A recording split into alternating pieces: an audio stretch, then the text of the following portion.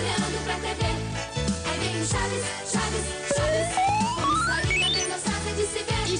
Aí vem Chaves, Chaves, Chaves, todos atentos olhando pra TV. Fala galera, meu nome é Gabriel. Meu nome é Renan. E nós vamos fazer uma análise do seriado. É o Chava de Ocho, produzido por Roberto Bolanhos, que conta a história de um jovem mexicano órfão, de 8 anos. Não é muito importante a história agora, mas nós vamos usar a teoria de Henrique Dussel, principalmente a teoria analética de Henrique Dussel, para discutir elementos da série. E como método para isso, nós vamos usar a teoria de Júlio Cabreira, que está nesse livro aqui, o Cinema Pensa. E vamos trazer uma análise para vocês em forma de debate. Então, vamos começar falando um pouco sobre o Henrique Dussel, né? Sim. Ele é um filósofo argentino, radicado no México, né? Ele se exilou no México durante a ditadura argentina, e ele é um dos principais nomes da filosofia latino-americana como um todo, e principalmente da filosofia da libertação e da teologia da libertação, né? Ele está vivo até hoje, escreve até hoje, tem mais de 90 textos publicados, e a tese que a gente queria chamar a atenção é a tese do método analético. A gente até pegou o livro do professor Daniel Pansarelli, que tem parte da tese de mestrado do professor, para estar fazendo uma análise, e a gente queria destacar esse método analético usando elementos do Chaves, né, para ficar mais fácil de entender. E para isso agora a gente vai falar um pouco da série do Chaves, né, também. Explicar um pouco do que acontece, né, o plano de fundo.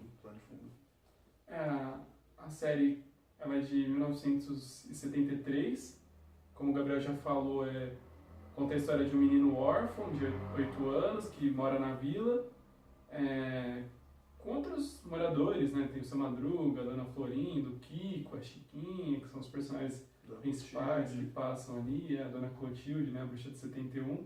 É uma série bem conhecida aqui no Brasil, né? Veio pra cá nos anos 80, mais ou menos, foi exibida em mais de 50 países. É uma série muito famosa, apesar de ser dos anos 80, nós assistimos, acredito que passa até hoje na TV, certo? No canal 4 aí, né? Que a gente não precisa fazer merchandising. Mas o elemento mais interessante da série é o próprio personagem principal, né, o Chaves, que ele não é uma criança comum, né?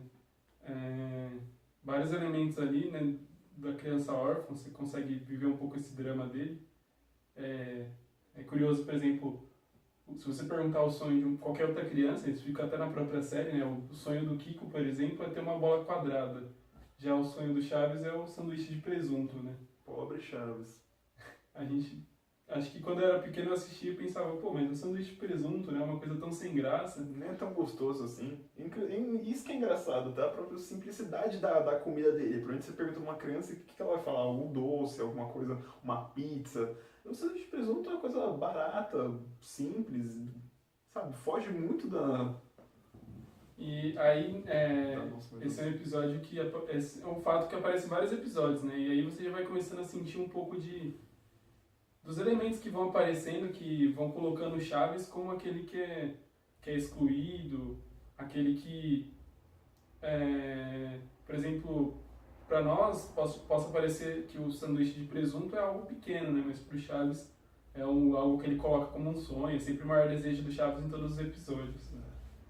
E, bom, você deve estar se perguntando, pelo menos não, a gente explicar o que tem a ver essas três coisas, né? A tese do Júlio, a tese do Henrique Dussel e o seriado Chaves, né? Então, para isso, agora eu vou falar um pouquinho mais da tese do Júlio Cabreira. Nesse livro, o Júlio Cabreira vai discorrer um pouco sobre alguns filósofos que eles esbarraram numa limitação da linguagem, né? A linguagem formal escrita não tem como transmitir certas experiências de vida.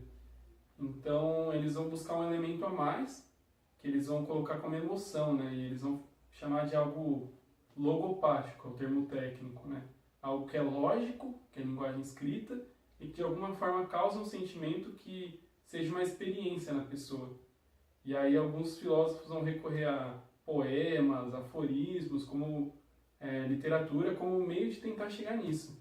Inclusive no Brasil, o teatro é algo onde isso tem muito desse elemento de libertação, de crítica social, que é algo muito comum no Brasil. Sim, e o que traz de novo esse livro com relação a isso é que o Júlio Cabreira, que é um filósofo argentino, professor universitário na Universidade de Brasília, professor aposentado, né?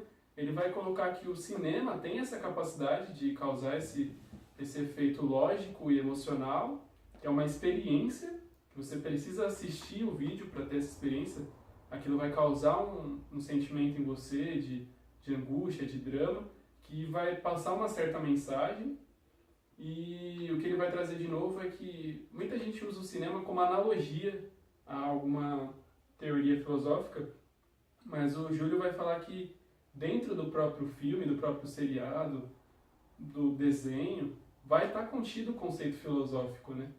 E aí a gente quer tentar analisar o Chaves com essa ótica para ver se dentro do Chaves a gente consegue encontrar o conceito filosófico do Henrique Dussel. Então, para isso a gente já chamou atenção para alguns elementos, por exemplo, o elemento do sanduíche de presunto, mas a gente tem elementos que são mais destacados em alguns episódios mais do que outros, né? Sim. E o que a gente pensou da teoria analética é que da teoria do Júlio Cabreira, é que acho que se eu fosse colocar em palavras, assim, mas sem ser conceito filosófico, na teoria do Júlio Cabreira a gente sente uma empatia, né? Se colocar no lugar do outro. E tem um episódio pra mim do Chaves que acontece muito isso com a gente dos desejos. Que eles estão tendo uma discussão, eles estão brigando em volta da ponte, do Carlos, o Kiko, se madruga, e aí o Chaves interrompe a discussão e fala: pô, em vez de vocês estarem brigando por qualquer motivo aí, vocês podiam estar brigando pra discutir, pra fazer desejo pra que eu possa almoçar com os dias, né? E aí aconteceu uma situação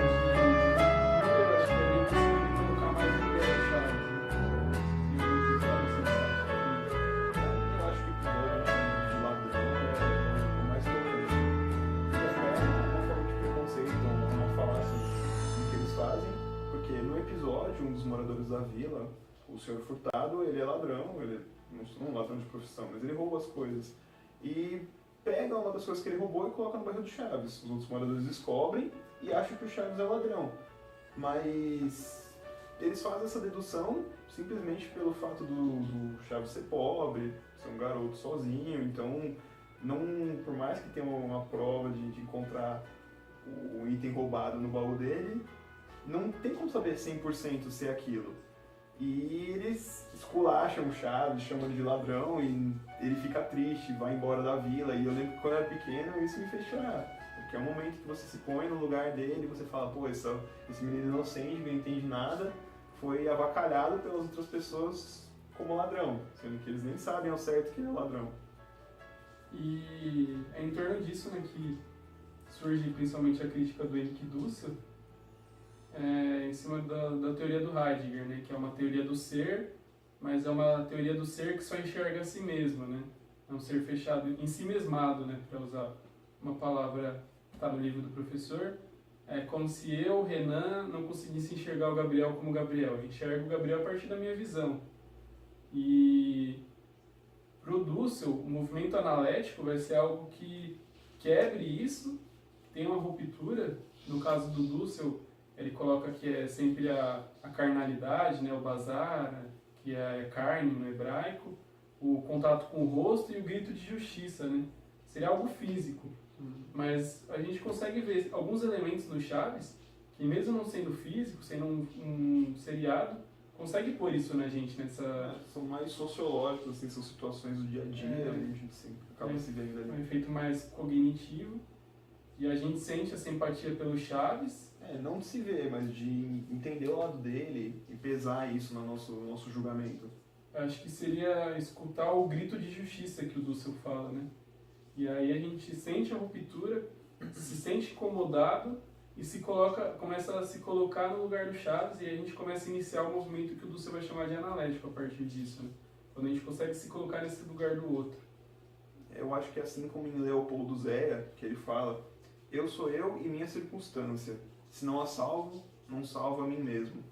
O que ele quis dizer é que se o Chaves não melhora a situação dele, infelizmente ele está perdido. Mais ou menos isso. Bom, mas como a teoria do Júlio Cabreira fala que pra gente sentir, a gente tem que experienciar a imagem do cinema, a gente vai rodar agora uns trechos que a gente comentou do Chaves. Assiste aí. Mamãe, joga uma moeda e pede que um trator atropele o seu Madruga.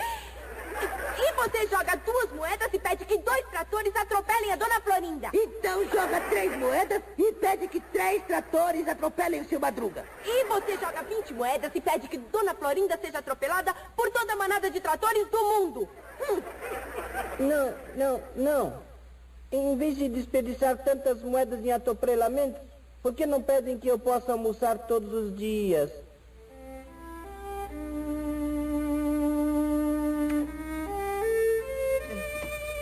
Ora, o que é isso, Chaves? Está morrendo de fome. Será que não pode aguentar nem mais um minutinho?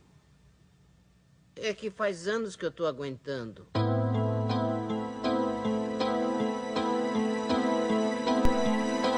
O que vocês têm? Ladrão! Ladrão! Ladrão! Ladrão! Ladrão! Ladrão! Ladrãozinho! Seu ladrão! Ladrão! Ladrão! Ladrãozinho! Seu ladrão! Ladrão! Seu ladrão! Ladrão! Ladrão! Ladrão! Ladrão!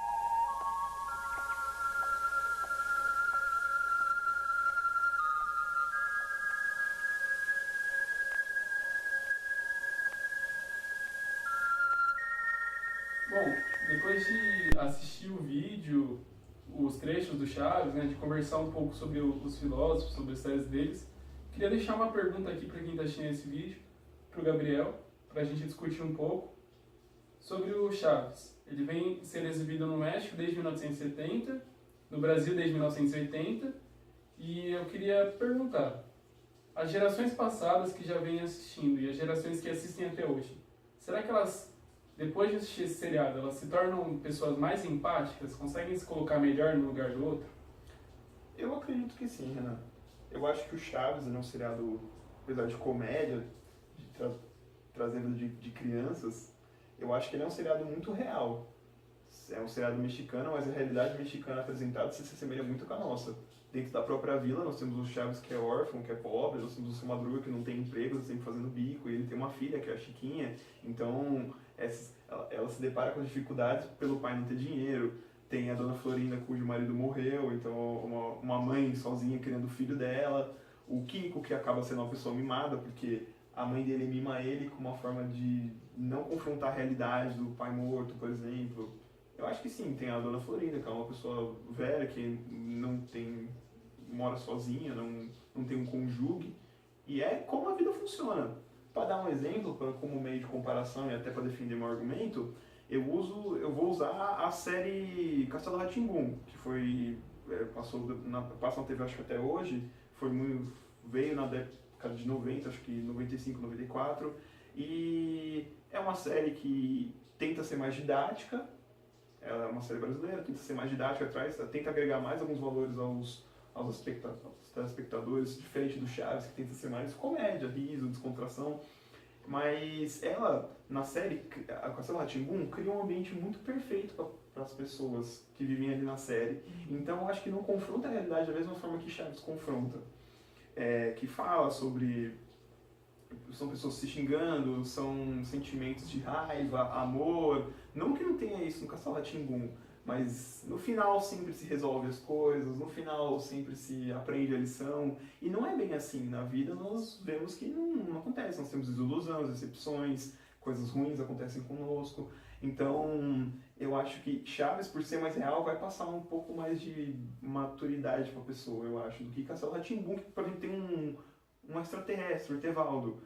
É bacana para a criança quando você assiste, mas se você parar para pensar, você acaba iludindo muita criança. Os dois pais do Nino trabalham, que é o Nino é o personagem do Castelo Rá-Tim-Bum principal, eles trabalham.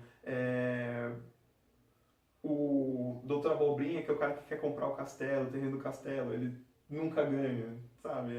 São elementos fictícios, mas que não passam muito uma visão do mundo como ele é, pelo menos da nossa realidade brasileira.